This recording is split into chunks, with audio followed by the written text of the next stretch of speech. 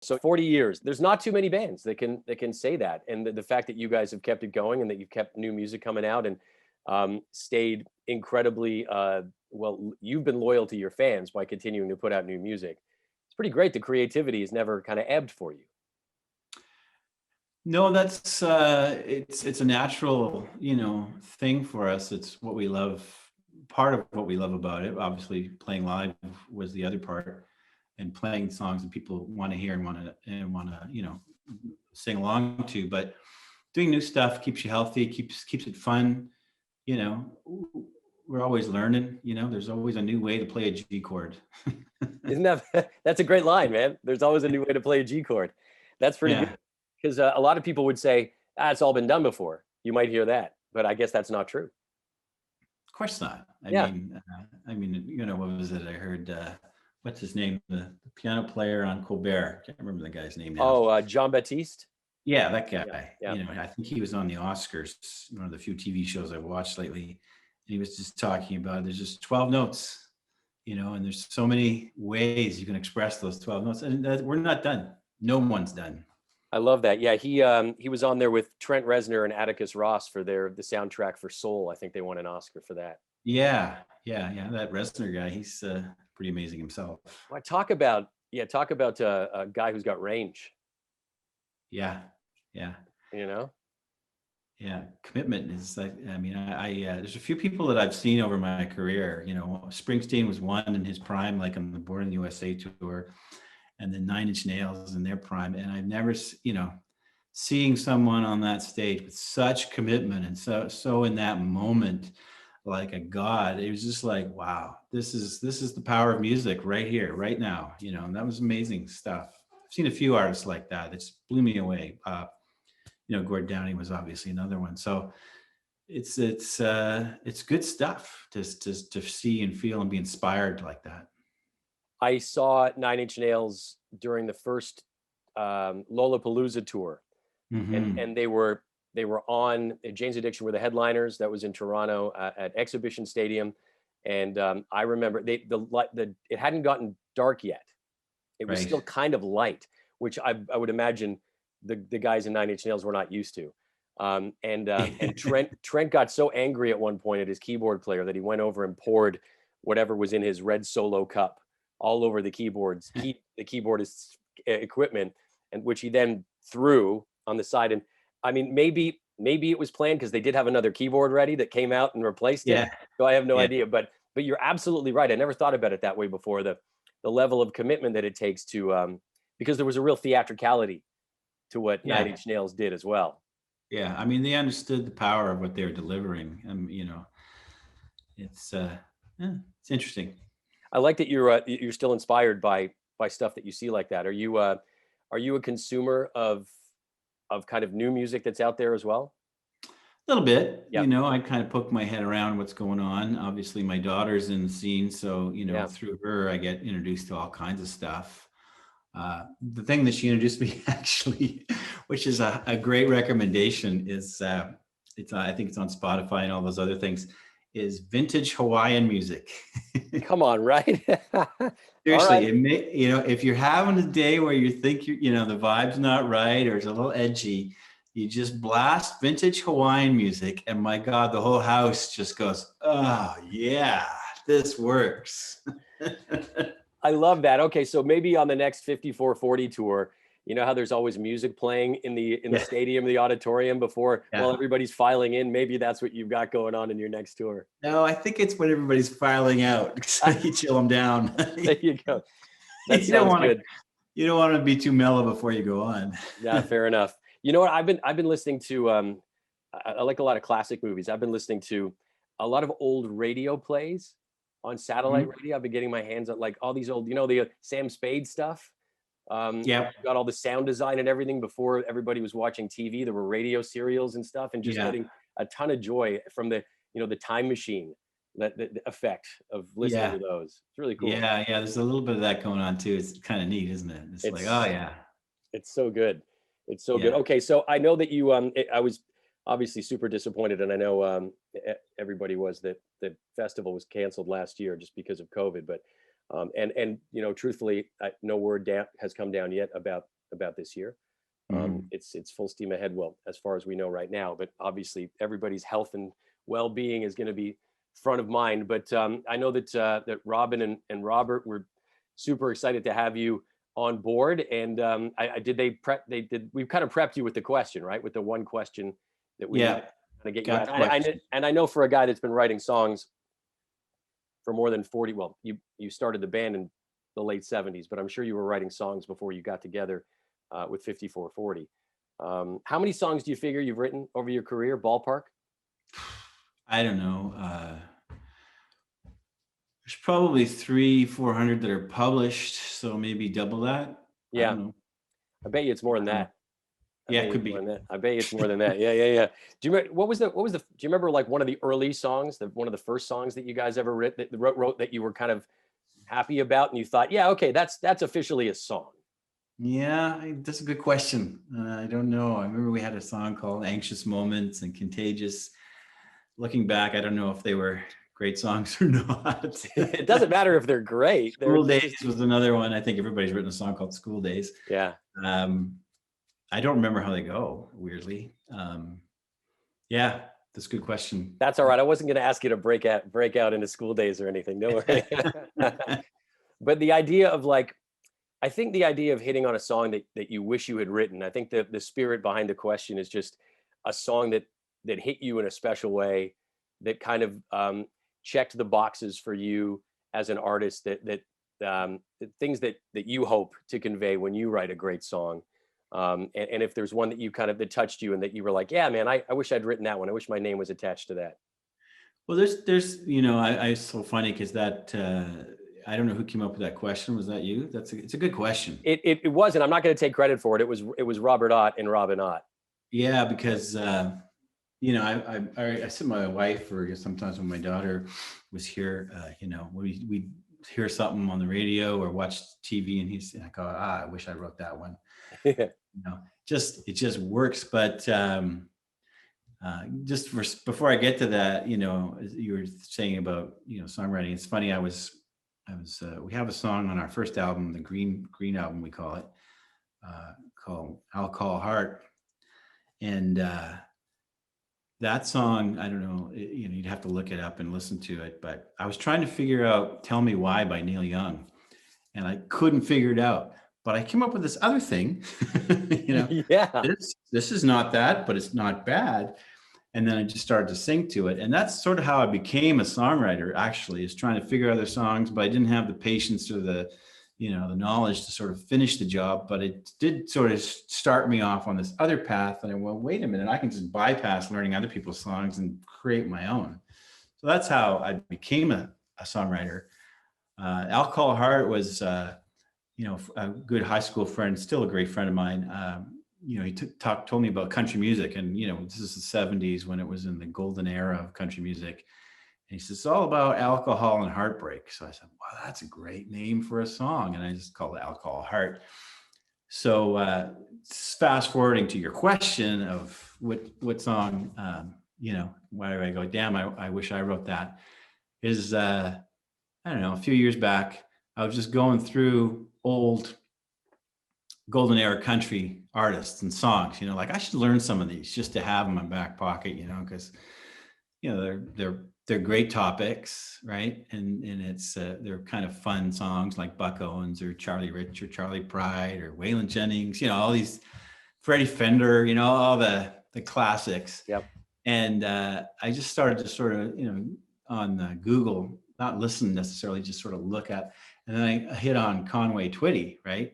And then the first thing that came up is he had something like 20 or 30 number one country hits. And I'm like, what are these? I knew a couple, but what were they? So I scrolled through the names of the songs, and I came upon this song called I See the Want To in Your Eyes. And right away I thought, oh, I wish I wrote that. I didn't even know what it sounded like, but it's such a great title, right? It's just I see the want to. I mean, wow, that would have just been perfect. And then I went and found the song, and I learned the song, and it's just, it is exactly as it sounds, the title. And it's just, this is great. So that's my main one, where I actually just saw the title and I went, oh, I wish I had that,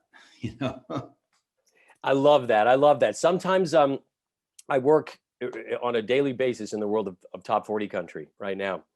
And sometimes, and I hope I don't get in trouble for saying this, but sometimes sometimes titles can be a little too on the surface in country music. You Yeah. know, there's like zero. That doesn't need to be subtext. It's just sometimes it's a little. Sometimes they're too on the surface. Sometimes it's just too like let's try a little bit more. Let's bend a word here or there, but you know they don't worry. But some those ones in that classic era of country, like he stopped loving her today. Titles like that. Yeah, that's another one. You know, and they're on the surface, but right away you're just like, I want to read that book. I want to hear that song. Well, like I say, like my friend said, it's all about alcohol and heartbreak, and most of us can relate to that. Absolutely. I don't know what I don't listen to any kind of top 40, whether it's rock, pop, or country. And I don't know what they're singing about. Probably something similar, relationship wise, I guess. Yeah, in the world of country, it's a lot of alcohol and a lot of heartbreak, and a lot right now. It's honestly, it's a lot of love. It's a lot of guys singing about how much they love their significant other. I'm not sure if that's a direct, because it used to be Daisy Dukes and let's get drunk in my pickup truck and stuff. And then I'm not sure if this is a natural reaction from the Me Too movement, that now it's really about earnest love for the mother of my child. It's a lot of really earnest love songs right now, which occasionally do my head in. So because I've been with my wife for 20 years and we've got 2 kids and I love her to death, but when you just sing it so earnestly, sometimes it comes across a little disingenuously. No, the fake sincerity is what's really just gets you. What's the line? If authenticity is the key, and if you can fake that, you've got it made. Yeah, no kidding. That's good. I like that idea about, I've never heard anybody say that before. I've been talking to songwriters for a long time, but the idea that you were trying to learn a Neil Young song and kind of accidentally through whatever, a fret slip or something like that, wrote a different song is what a happy accident. What an amazing moment. Yeah, I've written a lot of songs that way, actually. That's awesome. I mean, that's fine, Yeah, of course it is. Because it really involves connecting to the other side of your brain, the left side, and then having the ears open to what they're hearing and getting out of the way of that. So your finger doesn't, you hear something, like some guys and people, women, I guess, can hear a song and then just repeat it back to you. And I'm not one of those people. But if I'm sitting there playing, this sounds like it could be that song. And then the fingers, like you say, go to another place, well, forget that. That's not that song. But what is this? What is this? This is interesting. And where will it go now? And that's the fun. That's the fun of going into a whole nother world, right, of songwriting. Well, you were talking about the live experience and seeing Bruce Springsteen and Nine Inch Nails. And in that moment, I mean, like what you've dedicated your life to, the live experience of that ball in the air thing, how it only exists there in that moment, that way, that time, when everybody's either in the pocket or a little behind or a little ahead or whatever. It will never be exactly the same again when it's live. That maybe to me sounds a little bit like the other side of the business, the songwriting equivalent of that is that moment you're like, where is this going to go? I'm not going to force it to go somewhere. I'm going to let it take me somewhere. Yeah. It's I mean, I don't try to judge other artists and other people, but some of these artists that play the tracks, I'm baffled by that. Obviously it comes back sounding good, and it's a show and all that, and that's entertainment, and I got nothing against what you want to do for entertainment. But when you're 4, 5, 6 musicians up on a stage, you're riding a surfboard together. It's like, whoa, it's going this way. It's like you say, the pocket, or somebody makes a little clam. Is it going to be a domino effect where everybody makes a clam? Or are we going to hold them up? And then there's the crowd interaction, and then the lights, and the air, and it's just like this whole thing that's just this, like, it's a trip. And I miss it. Yeah. I'm kind of with you, man. I know it's you said that's entertainment, and that's true. And I would much rather hear the actual authentic sounds of 4 or 5 or 6, 2 people on a stage, and just that sound, then know that there's like a computer behind them doing Yeah, it. I mean, I've got nothing against that. It's just that being on the stage myself, I just don't get it. You know, we've in a couple of times we've had songs where, you know, the band, the drummer and the guitar player, not to name names, let's just try this on this song because it's so many parts and synths and this and that. Okay. And I remember we were in Winnipeg once, and I just looked at them like, what do you do? Like, I don't get it. You know, all of a sudden you're a factory worker trying to hit that note and hit that beat. And it's just weird to me. I'm not, you know, like I say, what comes back to the crowd, that's whatever. But, you know, from my end, I just, I don't understand that. I'm not surprised to hear you say that, Neil, at all. I'm not surprised to hear you say that. Yeah. Yeah.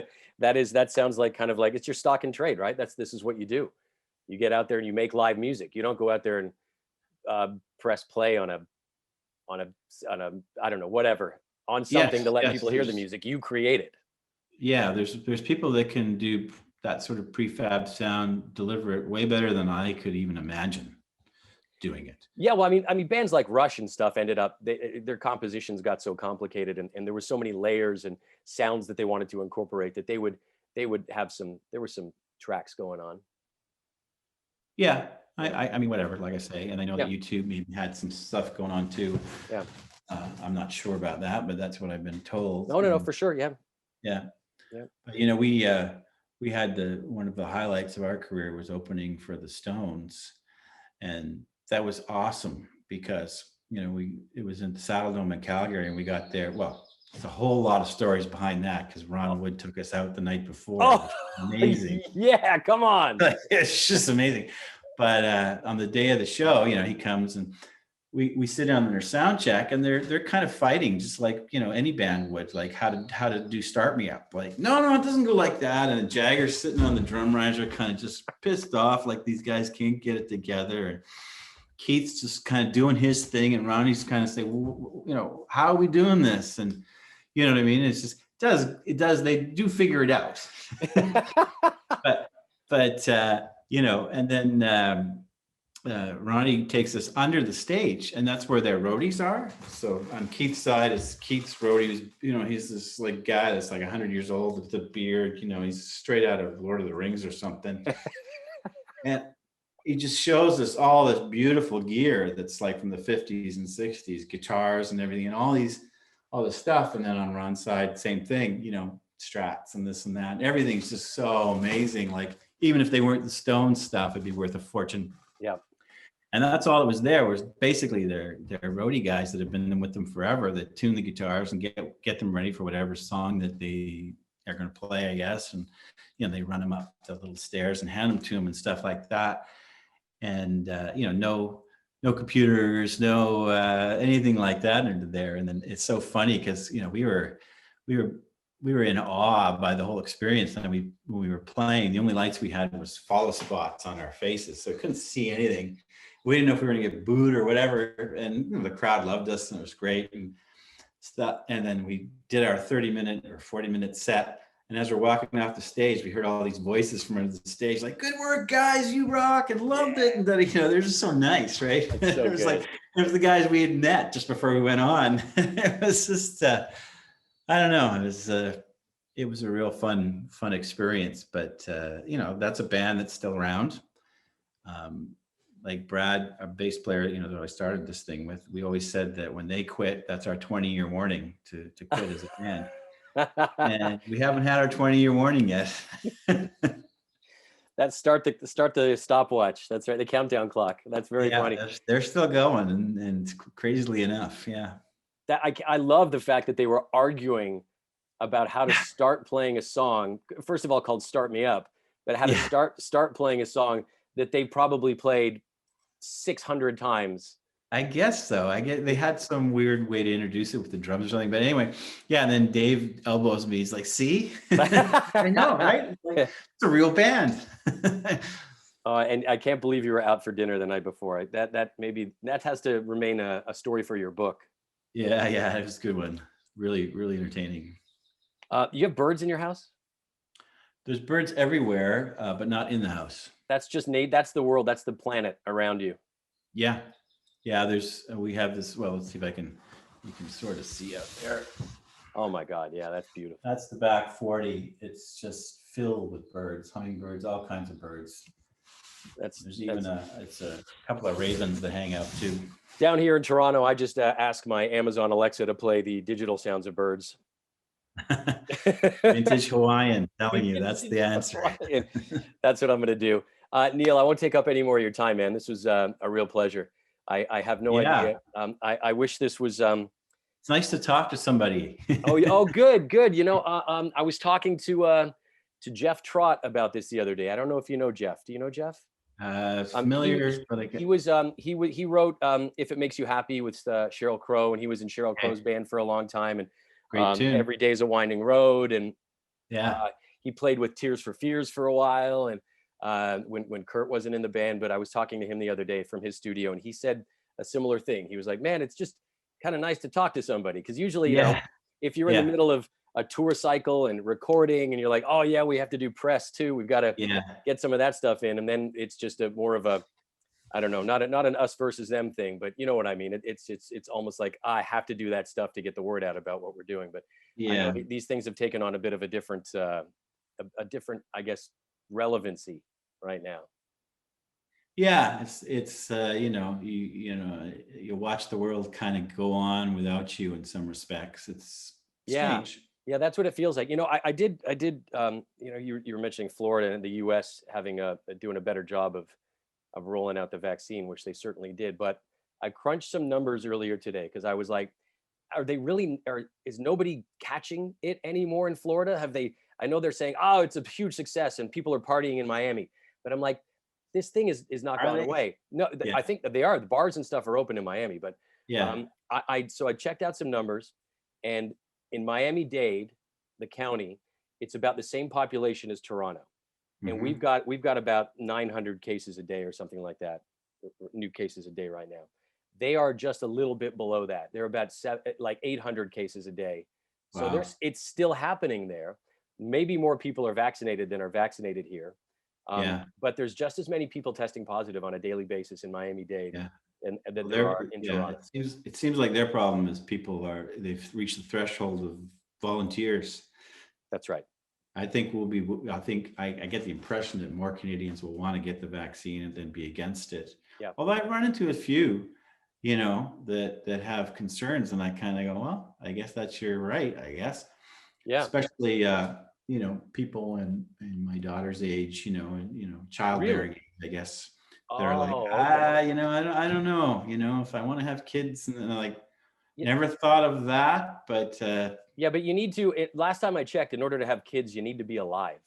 Yeah, there's a lot of factors involved. But hey, and I've had people talk to me about that as well, saying, I'm not sure. I'm like, first of all, you've been vaccinated like a lot in your life already to be here, and also I've seen you do drugs that you bought from a guy in a bar, and you put that in your body, and you check the ingredients of every sugary thing that you buy, or every alcohol. Everything that's in between the outside rows of a grocery store is not good for you. Exactly right. So, but now all of a sudden, this thing that's been vetted by thousands of scientists around the world, now you're going to question it. Yeah, it's a bit weird. I mean, I'm the opposite. I'll take anything and everything.